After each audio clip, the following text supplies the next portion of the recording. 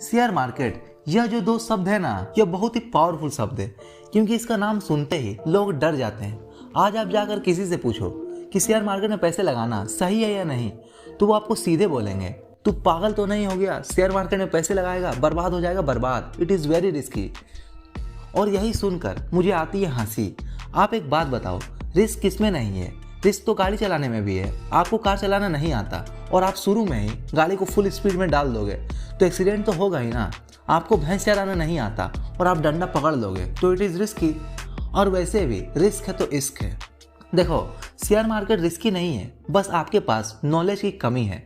तो यही नॉलेज मैं आपको अपने एक्सपीरियंस से देना चाहता हूँ कि आप भी शेयर मार्केट से अच्छे खासे पैसे कमा सको।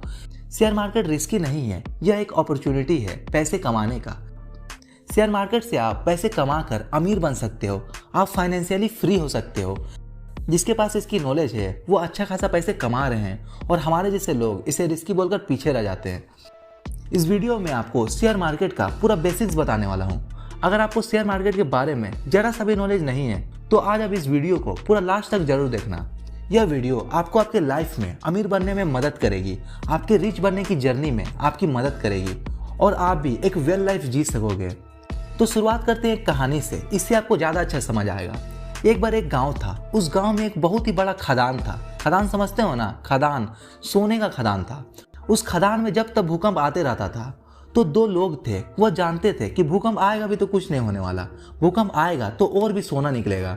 यह दो लोग इस चीज़ को जानते थे और वहीं कुंडली मारकर बैठे रहते थे। यही दो लोग यहाँ से रोज मलाई खाते थे। इस खदान के बारे में जानते तो सभी थे, लेकिन डरते थे वहाँ जाने से कि वहाँ पर भूकंप आता है, मर जाएंगे, दब जाएंगे। फिर गांव के 10 लोगों ने यहाँ जाने की हिम्मत की। सोचा थोड़ा सा रिस्क हम भी लेके देखते हैं, हमें भी थोड़ा मलाई मिल जाए तो ठीक ही है। यह 10 लोग सिर्फ जाकर खड़े रहते थे और दूर से ही देखते थे। फिर इन 10 लोगों ने जाकर गांव में अफवाह फैला दिया कि वहाँ पर भूत रहता है, चुड़ैलें रहती है। बाकी गांव के लोग तो ऐसे ही डरे हुए थे। इन लोगों ने उन्हें और भी डरा दिया।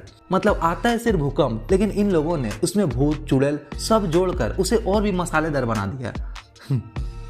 फिर गांव में जब भी कोई खदान की बात करता तो लोग बोलते हैं पागल है, वहाँ भूत रहता है, वहाँ चुड़ैल रहती है, खा जाएगी, वहाँ जाना खतरे से खाली नहीं है।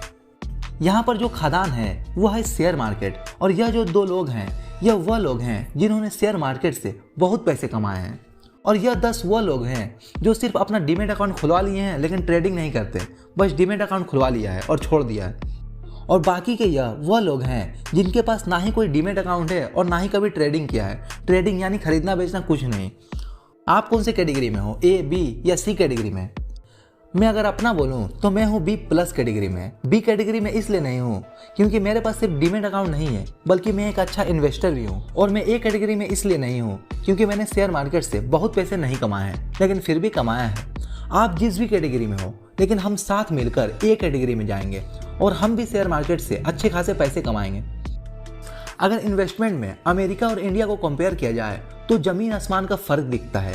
अमेरिका में 55% लोग इन्वेस्ट करते हैं। ऐसा नहीं कि 55% लोगों के पास सिर्फ अपना डीमेट अकाउंट है लेकिन ट्रेडिंग नहीं करते। 55% लोग डेली इन्वेस्टमेंट करते हैं। अगर डीमेट अकाउंट की बात करें तो अमेरिका में 80% से भी ज़्यादा लोगों के पास अपना डीमेट अकाउंट है। अगर भारत की बात करें तो भारत में 4% लोग ही शेयर मार्केट में इन्वेस्ट करते हैं। आप देख सकते हो अंतर, कहाँ 55% और कहाँ 4%। और 4% में भी 1% के पास सिर्फ डीमेट अकाउंट है, बचा 3% ही इन्वेस्टमेंट करते हैं। भारत में इतने कम % लोग इन्वेस्टमेंट क्यों करते पता है? यहाँ पर बात है सिस्टम का। अमेरिका में बचपन से बच्चों को सिखाया जाता है इन्वेस्ट करो, पैसों को लगाओ, पैसे से पैसा कमाओ। इसलिए अमेरिका में बच्चा से लेकर बूढ़ा तक सभी इन्वेस्टमेंट करते हैं और इसी वजह से आज अमेरिका के ज़्यादातर लोग फाइनेंशियली फ्री हैं। और भारत में ठीक इसके अपोजिट होता है। भारत में बच्चों को सिखाया जाता है कि पैसे को सेव करो, पैसा बचाओ। इसलिए यहाँ पर सभी लोग पैसे इन्वेस्ट करने के बजाय सेव करते हैं, FD और RD में डाल देते हैं और यहाँ पैसे ग्रो होने के बजाय कम होता है। यही वजह से आज भारत इतना पीछे है इन्वेस्टमेंट में और भारत के लोग पैसे नहीं कमा पाते हैं, फाइनेंशियली फ्री नहीं हो पाते हैं। भारत में लोगों का एक ही मोटिव रहता है कि बच्चों को पढ़ाओ, पढ़ाकर एग्जाम दिलवाओ, एग्जाम देने के बाद कोई अच्छी सी नौकरी लो और शादी ब्याह करके घर में बच्चों को संभालो, बस काम खत्म। लेकिन भगवान ना करे ऐसा हो, आपके घर में कोई बीमार हो जाता है और काफ़ी सारे पैसों की ज़रूरत पड़ती है, तो फिर क्या होगा? आपने जो सेविंग किया है आपको अपने सेविंग से ही पैसे निकाल कर देना पड़ेगा। लेकिन फिर क्या होगा? फिर तो पैसे खत्म हो गए ना। फिर शादी के लिए, कहीं घूमने के लिए पैसों की ज़रूरत होगी, फिर कहाँ से आएंगे पैसे? जॉब करके कितने पैसे मिलते हैं कि घर के साथ साथ बाकी सब चीज़ हो सके? लोग पैसे को एफडी और आरडी में डालते हैं, जहाँ पर सिर्फ 4% की रिटर्न मिलती है। आप जितने भी पैसे डालो उसका 4% आपको मिलता है साल भर में। आप बोल रहे होगे कि यह तो ठीक है ना कि साल में 4% तो मिल रहा है ना बिना रिस्क के। लेकिन आपको नहीं पता कि महंगाई के मार से आपका 4% -4% में बदल जाएगा। आपका पैसा धीरे धीरे बढ़ रहा है, लेकिन यहाँ पर महंगाई भी तो बढ़ रही है। इसलिए आरडी और एफडी तो मैं आपको कभी रिकमेंड नहीं करूँगा। इसके अलावा आप गोल्ड और प्रॉपर्टी में पैसे इन्वेस्ट कर सकते हो। आप बोल रहे होगे कि गोल्ड और प्रॉपर्टी खरीदने तक का हमारे पास पैसा होता तो हम यहाँ थोड़ी होते हैं, यह बहुत ही एक्सपेंसिव है, यह नहीं चलेगा। तो आप म्यूचुअल फंड में पैसे डाल सकते हो। म्यूचुअल फंड में क्या होता है कि आप पैसे देते हो एक ब्रोकर को, ब्रोकर आपके पैसे को अलग अलग कंपनियों में लगाता है। आपको बस पैसे देकर घर में आराम से सो जाना है, आपका ब्रोकर आपके पैसों को मैनेज कर लेगा। म्यूचुअल फंड में एवरेज रिस्क है। अब आता है बिजनेस, जिसमें अनलिमिटेड पैसा है, इसकी कोई सीमा नहीं है। अगर आपका बिजनेस चल गया तो आप इतने पैसे छाप दोगे कि आप खुद नहीं सोच सकते। लेकिन बात तो यही हो गया ना कि बिजनेस शुरू करने के लिए पैसे कहाँ से आएंगे? ऐसे ही थोड़ी ना बिजनेस शुरू हो जाती है। ओके, आप बिजनेस शुरू नहीं कर सकते, लेकिन बिजनेस के मालिक तो बन सकते हो। कैसे? यानी कंपनियों के शेयर खरीद के। जब आप किसी कंपनी के शेयर खरीदते हो तो आप उस कंपनी के छोटे से हिस्से के मालिक बन जाते हो। तो आरडी और एफडी यह तो बेकार है, और गोल्ड और प्रॉपर्टी खरीदने का आपके पास पैसा नहीं है, बिजनेस करने का भी पैसा नहीं है। लेकिन शेयर मार्केट में आप कम पैसे से भी शुरू कर सकते हो। और हाँ, शेयर मार्केट में पैसे लगाने के लिए जिगरा चाहिए। तो चलो आपको मिलवाते हैं ऐसे ही एक जिगरे वाले बंदे से। उस जिगरे वाले बंदे का नाम है वॉरेन बफेट। इन्वेस्टमेंट में अगर किसी ने सबसे ज़्यादा पैसे कमाए हो तो वह है वॉरेन बफेट। वॉरेन बफेट का नाम आपने कभी ना कभी जरूर सुना होगा। जो भी इन्वेस्टर है उसने वॉरेन बफेट का नाम जरूर सुना होगा। दुनिया के सबसे रिचेस्ट पर्सन के लिस्ट में हमेशा वॉरेन बफेट का नाम आता ही है। आप देख लो, जितने भी रिचेस्ट पर्सन है वह सभी एक बिजनेसमैन है, लेकिन वॉरेन बफेट ही एक ऐसे इंसान है जो एक इन्वेस्टर है। दुनिया में सबसे ज़्यादा पैसे शेयर मार्केट से वॉरेन बफेट ही कमाए हैं।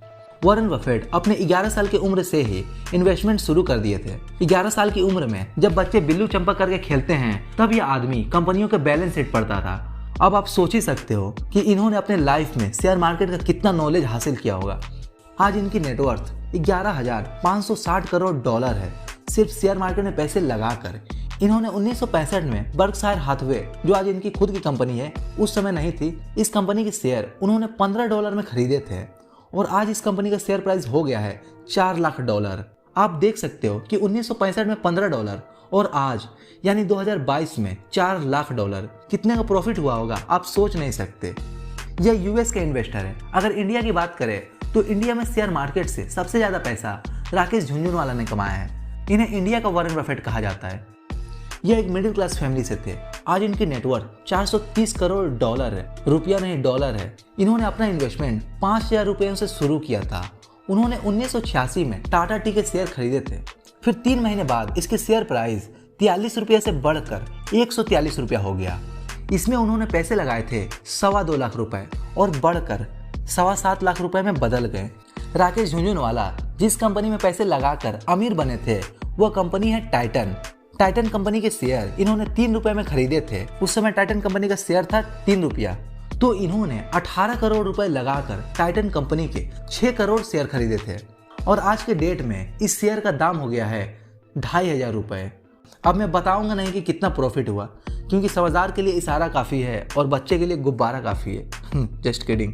और भी इंडिया में ऐसे बहुत से लोग हैं जिन्होंने शेयर मार्केट से अच्छे खासे पैसे कमाए हैं, जैसे राधा कृष्ण दमानी, विजय केडिया और भी बहुत से लोग हैं।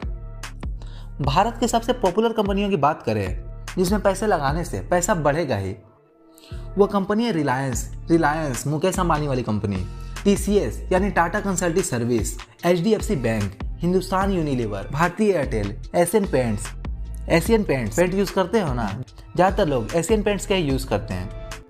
एशियन पेंट्स यह एक ग्रोइंग कंपनी है, इसकी ग्रोथ होती रहती है। आज से 5 साल पहले इसका एक शेयर का प्राइस था 950 रुपये और आज ये 3,500 रुपये से भी ज़्यादा। इसके अलावा पॉपुलर कंपनी है पीडीलाइट फेविकॉल वाली कंपनी। टीवी में ऐड देखते हो ना, 2 हाथी को चिपका देता है, वही। इसकी भी ग्रोथ अच्छी है। आपके स्क्रीन पर निफ्टी 50 के 50 कंपनी दिख रहे होंगे। इन कंपनियों में आप पैसे लगाओगे तो पैसे बढ़ेंगे ही। और हाँ, ऐसा नहीं कि आंख मूंद के पैसे लगा दो। आप इन कंपनियों को रिसर्च करके देखो कि कंपनी क्या करती है, कंपनी का मैनेजमेंट कैसा है। आंख बंद कर किसी पर भी भरोसा मत करो, खुद का रिसर्च करो। वॉरेन बफेट कहते हैं कि अगर आपको कंपनी के बारे में नहीं पता है कि कंपनी क्या करती है तो आप उसमें पैसे लगाओ ही ना। और अगर पैसे लगा दिए तो तब तक पैसे को मत निकालो जब तक कोई ज़रूरी काम ना पड़ जाए। आज जितने भी इन्वेस्टर्स हैं वो हमेशा लॉन्ग टर्म की बात करते हैं। एक बार शेयर खरीद के घर में आराम करो। आप भी पैसे लगाने से पहले कंपनी का फंडामेंटल एनालाइज करो और कंपनी बढ़िया मिल जाए तब एक बार पैसे लगाओ और लॉन्ग टर्म के लिए छोड़ दो। लॉन्ग टर्म में आपको हमेशा फ़ायदा ही होगा। अगर आपको नहीं पता कि किसी भी कंपनी का फंडामेंटल एनालाइज कैसे करते हैं तो मैं इस पर एक डिटेल्स वीडियो ला दूंगा। पैसे इन्वेस्ट करने से पहले आपको ज़रूरत होती है एक डीमेट अकाउंट की। तो सबसे पहले जाकर आप अपना एक डीमेट अकाउंट खुलवाओ। डिस्क्रिप्शन में आपको लिंक मिल जाएगा, उस लिंक पर आप क्लिक करो, जाओ, साधारण सा स्टेप है उसको फॉलो करो और अपना डीमेट अकाउंट खुलवाओ। अकाउंट खुलवाने के लिए ज़्यादा कुछ नहीं, आपके पास सिर्फ पैन कार्ड, आधार कार्ड और एक जिगरा होना चाहिए। डीमेट अकाउंट के लिए आपको कोई भी चार्ज नहीं लगेगा, एक भी रुपया आपको नहीं देना पड़ेगा। फ्री में आप अपना डीमेट अकाउंट खुलवाओ। मोस्ट पॉपुलर बात, अगर आप सोते हुए भी पैसे नहीं कमा रहे हो तो आपको जिंदगी भर काम करना पड़ेगा। इन्वेस्टमेंट में क्या है कि आप सोते भी रहोगे तो आपके पास पैसे आते रहेंगे, इसे ध्यान में रखना।